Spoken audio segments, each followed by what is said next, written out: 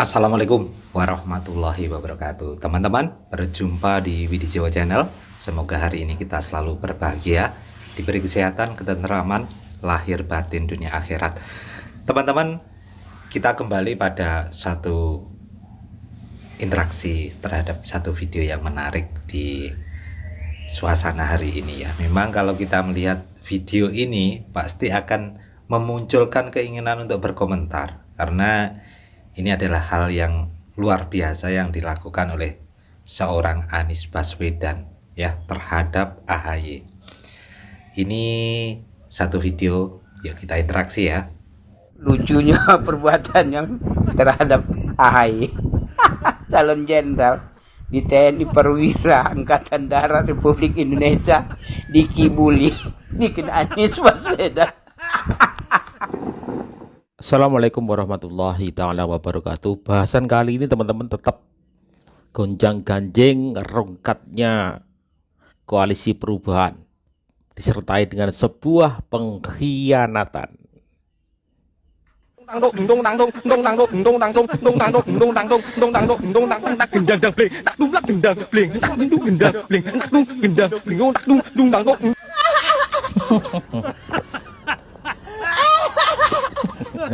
Ono jembut kecelup santen yen aku luput nyuwun pangapunten.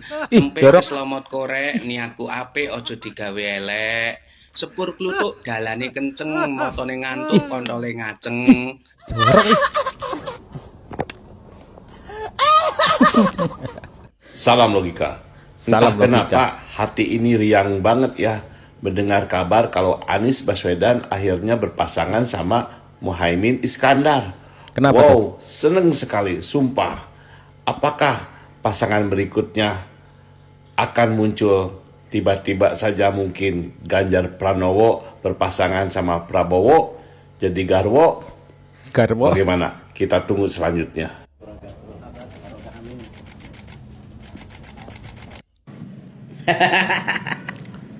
Kalian udah lihat kan, sekelas Pak SBY pun bisa kena prank.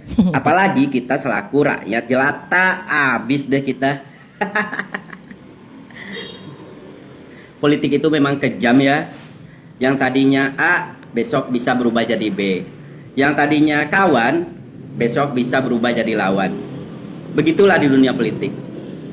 Ingat ya, di dunia politik ini ternyata tidak ada kawan atau lawan yang abadi. Yang ada itu hanyalah kepentingan yang abadi. Nah, untuk Mas AHY ini mohon bersabar lagi ya Mas ya. Ya, kalaupun Mas AHY belum bisa jadi calon wakil presiden dari Pak Anies, minimal Mas AHY bisa jadi menteri dulu lah. Menteri Pemuda Olahraga tuh keren. Menteri Pertahanan juga bagus karena Mas AHY punya background di situ. Tapi itu pun kalau Pak Anies menang di perhelatan Pilpres 2024 nanti, dan kalaupun Pak Anies mau menjadikan Mas AHY sebagai menterinya. Kalaupun tidak, berarti mohon bersabar lagi ya. Yang saya takutkan nanti kalau ada yang gagal koalisi. Nyalain presiden. Gagal koalisi nanti yang dituduh istana lagi. Ini istana. Padahal kita tuh kan nggak ngerti koalisi antar partai, antar ketua partai yang ketemu. Tapi yang paling enak itu memang mengkambing hitamkan, menuduh presiden, istana, Jokowi paling enak itu. Paling mudah ya. Paling mudah dan paling enak. Ada lagi nanti mungkin untuk Pilpres nanti bisa seperti itu lagi. Ada orang atau tokoh yang ingin sekali dapat kendaraan supaya bisa mencalonkan, ternyata tidak bisa. Tuduh lagi presiden itu ikut-ikutan, istana ikut-ikutan, kekuatan besar ikut-ikutan. Lah urusannya apa? Urusannya apa? Hati-hati nanti, karena ini yang pengen ikut Pilpres kan banyak. Bener apa yang dikatakan oleh Pak D Jokowi ini. Seperti kemarin ketika Demokrat terungkat itu ya, ada timnya Partai Demokrat Aceng mencurigai kedatangan Surya Paloh ke Pak Jokowi, katanya laporan begitu. Apa urusannya ya kan?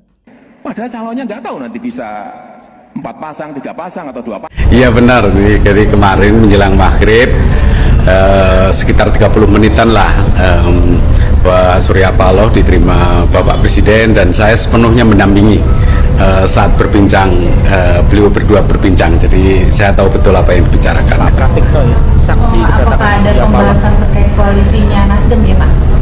Oh, enggak lah, sama sekali tidak ada. Koalisi kan urusannya partai ya. Waktu itu maaf, kemarin itu topik pembicaraannya itu ringan-ringan saja, dan Pak Surya itu menyampaikan suasana politik itu dingin-dingin saja, tidak ada yang perlu dikhawatirkan gitu. Ya hanya itu, tidak ada pembicaraan tentang koalisi parpol dalam pilpres dan lain-lain, tidak ada itu, tidak ada sama sekali. Oh gitu Pak. Jadi Pak Surya Paloh tidak memberitahu tentang rencana koalisi Nasdem dengan PKB dan mengambil Pak Muhaimin sebagai cawapres Anies? Tidak sama sekali. Sama sekali tidak ada pembicaraan tentang masuknya PKB ke koalisi Nasdem. Sama sekali tidak ada. Termasuk tidak ada pembicaraan tentang misalnya Pak Surya menyampaikan rencana Pak Muhaimin menjadi cawapresnya Pak Anies, juga tidak ada pembicaraan tentang itu. Tahunya itu setelah pertemuan, kemudian Bapak Presiden kembali ke Bogor, Pak Presiden telepon saya, Pak ini saya baca di koran, ternyata ini ada berita baru, tadi nggak ada sama sekali tentang cerita tentang itu, jadi baca di media tentang rencana koalisi itu. Jadi kemudian Pak Presiden telepon saya, jadi Pak Presiden tidak tahu menau. No, Pak Presiden aja nggak tahu, malah Pak Presiden itu terkejut ya dengan kejadian itu. Ada gonjang-ganjing politik begitu ya, tiba-tiba Nasdem memilih cawapres ya, cawapres Caimin, Anies Baswedan memilih Caimin. Pak Presiden juga bingung, juga terkejut ya, karena pada saat Surya Paloh datang ke istana nggak ada pembicaraan seperti itu. Saksinya Pak Pratikno, karena Pak Pratikno juga mendampingi. Tentang itu tahunya ya dari media gitu. Terus ada yang bilang Pak, bergabungnya PKB ke Nasdem itu untuk menghalangi AHY maju sebagai cawapresnya. Ya kalau namanya tidak tahu sama sekali dan tidak ingin campur tangan kan, jadi sama sekali itu tidak benar. Kami di istana tidak mencampuri urusan pencapresan, pencawapresan sama sekali. Pak Presiden juga tidak mencampuri itu, apalagi menghalangi seseorang untuk menjadi cawapres sama sekali tidak benar. Dan realitanya Bapak Presiden ya tidak tahu menau gitu. PKB tidak memberitahu, Pak Surya Paloh saat jumpa kemarin juga tidak memberitahu gitu. Jadi sama sekali tidak tahu dan tidak ada maksud sekalipun untuk menghalangi seseorang.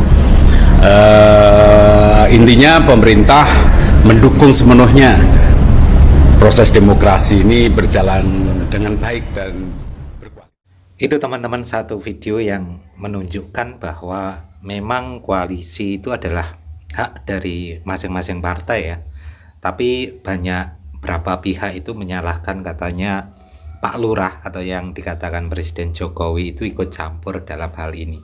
Apalagi dalam hal pencapresan saat ini, ketika Anies Baswedan ini mencalonkan Muhaimin Iskandar sebagai calon wakil presidennya, dan ini membuat suatu pergolakan dalam koalisi perubahan ya, yang akhirnya menjadikan AHY ini melepaskan diri dari koalisi perubahan. Jadi Demokrat ini kelihatannya kecewa karena merasa dikhianati oleh Anies Baswedan dan teman-temannya, karena AHY ini menginginkan, sebenarnya ingin jadi calon wakil presiden ya, tapi perjanjian-perjanjian yang dilakukan oleh Demokrat dan koalisi perubahan ternyata adalah suatu kebohongan saja. Jadi membuat AHY dan Demokrat ini kecewa, lepas dari koalisi perubahan, dan